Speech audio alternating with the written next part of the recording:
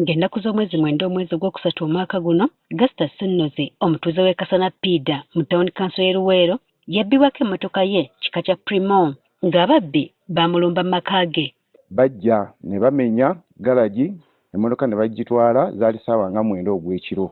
Yagenda ku poliisi y'e Kasana ne yeekubira enduulu kyokka teyafuna buyambi. Ne ŋŋenda Kasana police station ne ripootinga ne ndowooza nti nja kuyambibwa naye saafuna kuyambibwa kwonna. Ne Rose Kayaga omutuuze w'e Kasaala mu ggombolola y'e Butuntumula ennaku y'okubbibwako emmotoka agikaaba bubwe. Ono yakabbibwako emmotoka 3, 2 zaali z'abakasitoma be ku Africa Guest House e Luweero. Baakanzibako emmotoka 2 ez'abakasitoma, endala ey'okusatu yali yange baagibbira waka. Eneyo endala esemyo bagibbye mu mwezi gwa 4. Ekyamumala enviiri ku mutwe ate poliisi kwe kujja n'ekwata mu ye n'aggalirwa. Poliisi okumanya nzibu nnyo yajja n'eraba footage yenna nga bwe babbye emmotoka naye ate yakwata nze n'ensiba mbu nzabbye emmotoka. Ate Muhammad Semakula omutuuze mu zooni ya Kasoma mu Town Council y'e Luweero naye baamubbako emmotoka ye kika kya Primo mu mwezi gw'okuna omwaka guno. Ababbi bajja ekiro ne tubawulira nga basala eggalagi emmotoka ne bagitwala tukuba enduulu baneiba bagezaako okujja abasajja ne bafuluma ne badduka n'emmotoka ne bagenda nayo. Bano be bamu ku bantu 17 abakabbibwako emmotoka zaabwe mu disitulikiti y'e Luweero bukyanga omwaka guno gutandika. Ku zonna tekuli n'emu yaazuuliddwa. Twakafuna emisango 17 ey'obubbi bw'emmotoka. Kweyo 12 bali mu kuginoonyerezaako.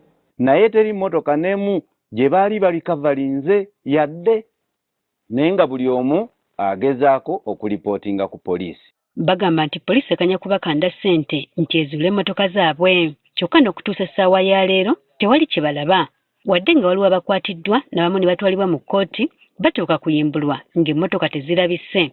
Tugenze ku poliisi okuyambibwa tekuli, bakusaba ssente bakusaba zino. N'owaayo ssente kwe gaagwe gwe babbye ate gwe oyongeramu ssente ogenda okukakana ssente zituuse ne ziwandiguzeemu emmotoka. Ate tubadde tufunye omukisa sofa ababbi abamu ku babba emmotoka zaffe they confess nga tumaze obbakwata naye ne bagenda mu kkooti ate ne bateebwa. Kitegeeza poliisi tesobola ababbi erabika nabo ebalyambuli. Tusaba abantu bonna abalina emmotoka zaabwe nti security etandika naawe. Ekisooka manya wotadde ekidduka kyo. Bano kati basaba gavumenti okuvayo n'enkola ey'okukumamu abantu n'ebyabwe ennuŋŋamu kuba kirabika kati babeerawo ku bwa Katonda era beewuunya n'ekyateekesa kamera ku nguudo bwe ziba nga tezisobola kulaba ntambula ya mmotoka zino.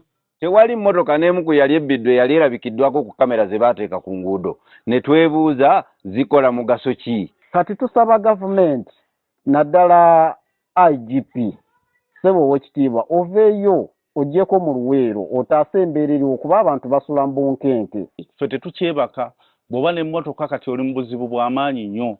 Ate yo poliisi enenya bannannyini bidduka okwesuulirayo ogwa Naggamba. Naye abamu mmotoka bazipaakinga we basanze tewali security, tewali akuuma, tewali gate waka, tewali ki. Okusinziira kwa lipoota ya poliisi ku buzzi bw'emisango ey'omwaka oguwedde emmotoka 999 ze zabbibwa nga ku zino disitulikiti y'e Luweero erina 26.